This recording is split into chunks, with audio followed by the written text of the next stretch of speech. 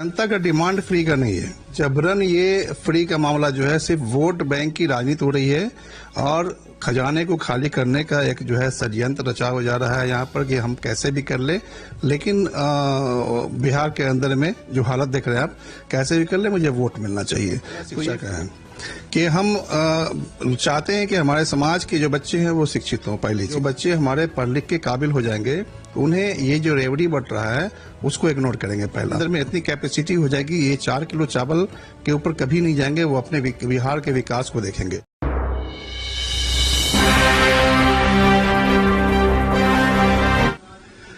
नमस्कार, बिहार मिथिला न्यूज में आपका स्वागत है। मैं हूं मनोज। देखिए, इंडिया गठबंधन पूरी तरह मुसीबत में है क्योंकि दिल्ली चुनाव हारने के बाद के सभी पेशोपस में है कि अब नई रणनीति क्या बनाई जाए। लेकिन हम बता दें, इंडिया गठबंधन की अगर सबसे बड़ी चुनौती है तो वो है जन सुराज से, वो भी बिहार में। उससे भी एक बहुत बड़ी चुनौती है। दिल्ली चुनाव का परिणाम आया और मुख्यमंत्री का भी चयन हो गया और उसे शपथ ग्रहण भी किया। अच्छा, एक चीज बताइए कि दिल्ली में जो जो मुद्दे फ्री का कांग्रेस ने रखा और आम आदमी पार्टी ने रखा, बीजेपी ने रखा, तो क्या वो सारी अपेक्षाएं बिहार की जनता की भी हो गई उन तमाम बड़े दलों से?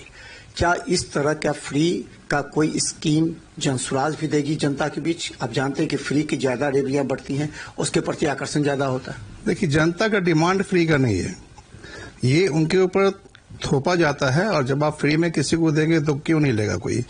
तो ये मैं समझता हूँ कि जबरन ये फ्री का मामला जो है सिर्फ वोट बैंक की राजनीति हो रही है और खजाने को खाली करने का एक जो है षड्यंत्र रचा हो जा रहा है यहाँ पर कि हम कैसे भी कर ले। लेकिन बिहार के अंदर में जो हालत देख रहे हैं आप, कैसे भी कर ले मुझे वोट मिलना चाहिए। तो ये फ्री के लिए कहाँ कोई मुबारा है, बोल रहा है कि हमको फ्री दो फ्री दो। आज वहाँ दिल्ली का जो रिजल्ट है उसमें कहाँ फ्री काम किया है। दिल्ली की जो जनता है वो जनता ये चीज अब उब चुकी है कि ये 4 किलो चावल दे करके और आप फ्री का बिजली बिल का मामला जो है कि 200 यूनिट का मामला था कि 200 यूनिट से अगर 1 यूनिट ज्यादा हो गया तो पूरा का पूरा देना पड़ेगा। लेकिन जनता जो है वो बहुत सोच समझ करके वहाँ वोट दी है दिल्ली के अंदर में। बिहार में भी आपको चुनौती है।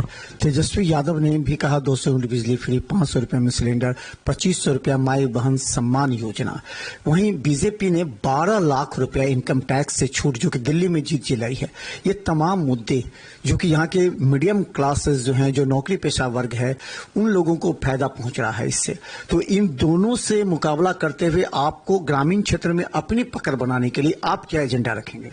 देखिए, हमारा एजेंडा पहला शिक्षा का है कि हम चाहते हैं कि हमारे समाज के जो बच्चे हैं वो शिक्षित हों। पहली चीज है बिहार का बदलाव और बिहार का विकास तभी संभव है कि पहला यहाँ शिक्षा हो। अगर यहाँ शिक्षा दे दी जाएगी तो जो बच्चे हमारे पढ़ लिख के काबिल हो जाएंगे उन्हें ये जो रेवड़ी बढ़ रहा है उसको इग्नोर करेंगे पहला, और उनकी सलाहियत इतनी होगी, उनके अंदर में इतनी कैपेसिटी हो जाएगी, ये 4 किलो चावल के ऊपर कभी नहीं जाएंगे, वो अपने बिहार के विकास को देखेंगे। तो हमारा पहला मुद्दा जो है वो शिक्षा है कि हमारा समाज जो है वो शिक्षित हो, पूरा बिहार शिक्षित हो।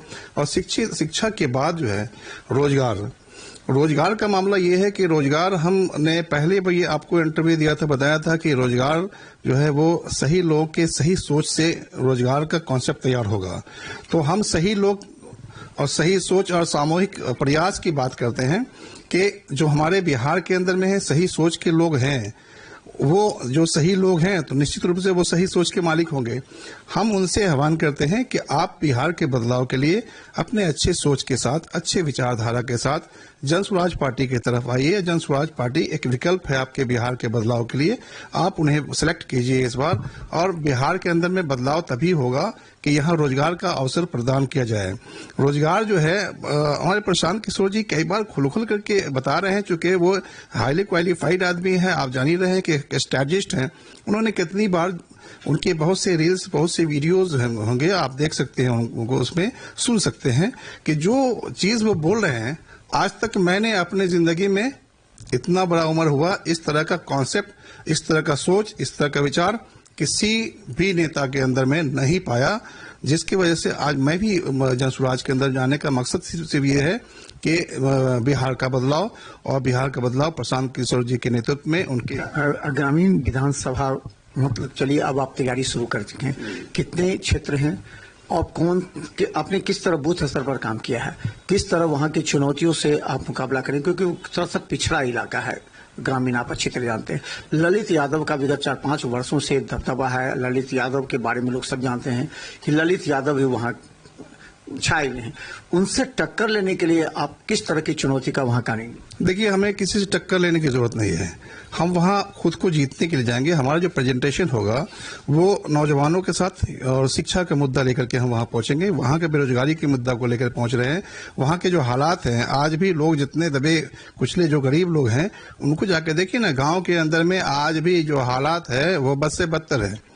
बच्चे आज भी भाग रहे हैं, रोटी रोजी के लिए परेशान है कि कहाँ जाएं, किस तरह जाएं। आज जो प्लान हो रहा है वो वही लोग हैं। तो इन लोगों पर ध्यान दिया ही नहीं गया। तो हम किसी के जो हमारे पूर्व में एमएलए रहे हैं या जो कैंडिडेट होने वाले हैं या जो कैंडिडेट हैं, हमारा किसी से, मैं किसी के बारे में कुछ बुरा नहीं कह सकता हूं। और बस मैं ये है कि मैं अपने मुद्दे को लेकर जाऊंगा। मैं अपनी बात रखूंगा। मुझे अपनी बात रखनी है। मुझे किसी का शिकवा शिकायत भी नहीं करना है। जिनको जो करना है कि फला क्या किया, फला, जनता हर चीज जानती है कि उन्होंने क्या किया, उन्होंने क्या किया, उन्होंने क्या किया। जो जो लोग उनके बीच आए हैं और जिन्होंने शासन किया है, तो जनता, तो ऐसा नहीं कि जनता के पास सोचने समझने की सलाहियत नहीं है। जनता हर चीज जानती है।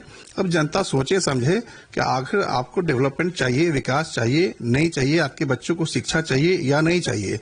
तो ये डिपेंड करता है जनता के ऊपर में। जनता, मुझे पूरा आशा, पूरी उम्मीद है कि इस बार 2025 के चुनाव में जनता अपने विवेक का, अपने सोच और अच्छे विचार के साथ में वो जनता इस बार बदलाव करेगी, अपने विवेक का वो इस्तेमाल करेगी और इस बार बदलाव होगा। जनसुराज की क़यादत में इस बार सरकार बनेगी, ये मुझे यकीन है। और बाकी मुझे जनता से पूरी यकीन है। जनता बदलाव चाह रही है।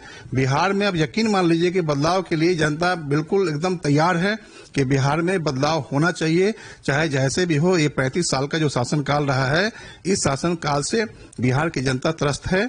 और मैं समझता हूं कि लोग इस बार, नौजवानों का मैं देखता हूं, उन लोगों से मिलता हूं, युवाओं से मिलता हूं जो बेरोजगार हैं, पढ़ लिख करके ऐसे ही बैठे हुए हैं। कोई कैरम खेल रहा है, कोई आप देख लीजिए कि कहीं कुछ लगा हुआ है, यानी खेल कूद में अपना टाइम चौक चौराहा पर लोग बर्बाद कर रहा है। तो उसको रोजगार मिले तब तो। यहाँ बताया गया था कि आप जो रोजगार में, हमने छोटे छोटे यूनिट्स की बात की थी कि विकास तभी होगा कि लोगों के पास पैसे हो। पैसा है नहीं लोगों के पास में। जब पैसा आप दीजिएगा तब तो कुछ करेगा। अब बड़ा बड़ा इंडस्ट्रीज का जरूरत नहीं है यहाँ पर। आप प्रशांत किशोर जी ने बताया था कि आप अमेरिका चले जाइए, आप फिनलैंड चले जाइए, बहुत से ऐसे कंट्रीज हैं जिस कंट्री में आप बड़े बड़े आप ब्रांड को आप नहीं देख पाएंगे, बड़ी बड़ी कंपनियां जो है वो नहीं, लेकिन छोटा छोटा इस तरह से बना हुआ है कि लोग जो है 20 लाख, 25 लाख, 50 लाख के अंदर में इस तरह का यूनिट खोले हुआ है कि उससे लोग रोजगार उन लोगों को मिल रहा है। और ये जो वहाँ का जीडीपी जो है वो हाई हो रहा है। तो अब छोटे छोटे रोजगारों से जो है तभी तरक्की हमारी होगी। यहाँ पर कुछ है नहीं, बटन धागा का कारखाना नहीं है। यहाँ पर बताया गया कि, बताते हैं कि किसी एक छोटा सा जो बल्ब का कारखाना नहीं है, छोटा सा आप देख लीजिए जो स्विचेज होते हैं या टेबल कर्सी होता है, किसी चीज का यहाँ कारखाना लगाया ही नहीं गया। किसी चीज की छोटी छोटी यूनिट्स नहीं है, कोई फैक्ट्रियां नहीं है, कोई चप्पल का कारखाना नहीं है, कोई जैकेट वैकेट जो होता है जो हम आम जनता यूज करता है, उसमें किसी चीज का कारखाना नहीं है। तो अब यहाँ पर आप देखते हैं कि बड़े बड़े वादे तो लोग कर रहे हैं, लुभावने की बात जो करें, जो रेवड़ी बंटने की बात कर रहे हैं। तो मैं पहले ही बताया था कि हमारे पास जो स्रोत होना चाहिए, इनकम का स्रोत आपके पास है नहीं, तो आप कर्जा वादे करते हैं आप फ्री का। जी, कर्जा लेकर के आप दीजिएगा। कर्जा आप लेकर के कितना दिन आप चलाइएगा बिहार को? बिहार तो वैसे ही रहेगा।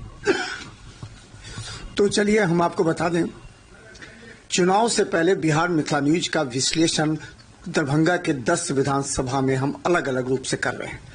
सबसे बड़ा सवाल यह है कि जन स्वराज पार्टी क्या एक विकल्प के रूप में उभरी है? महागठबंधन और एनडीए के बीच में, अगर दोनों के बीच में अगर प्रतिस्पर्धा है, अपने अपने फ्री के रेवड़ी वादे हैं, तो इसके बीच जन स्वराज अपने आप को कहां स्थापित कर पाते हैं? अभी 2 दिन पहले ही जन स्वराज पार्टी ने अपने तमाम संभावित प्रत्याशियों से उनके प्रोफाइल मंगवाए हैं और उन्हें टास्क दिया है कि आप क्षेत्र में जाकर के काम करके दिखाइए। जिनका काम होगा, जिनका नाम होगा, उसके टिकट पर ही मुहर लगेगी। क्योंकि ग्रामीण विधानसभा से लगभग शोएब अहमद खान का लड़ना तय हो चुका है और वो क्षेत्र में जनता और बूथ स्तर कमेटी का निर्माण भी कर रहे हैं। क्योंकि आने वाले समय में एक जो चुनौती होगी कि तमाम जो दल हैं उन दोनों के बीच अपने आप को कहां स्थापित कर पाएंगे सैयद अहमद खान। हम लगातार ग्रामीण विधानसभा की जनता से भी पूछेंगे सवाल। देखते रहिए बिहार मिथिला न्यूज यूट्यूब में सब्सक्राइब किए, GTPL सिटी केबल चैनल पर लाखों लोग हर ब्रेकिंग के साथ देख रहे हैं। धन्यवाद। Thank you.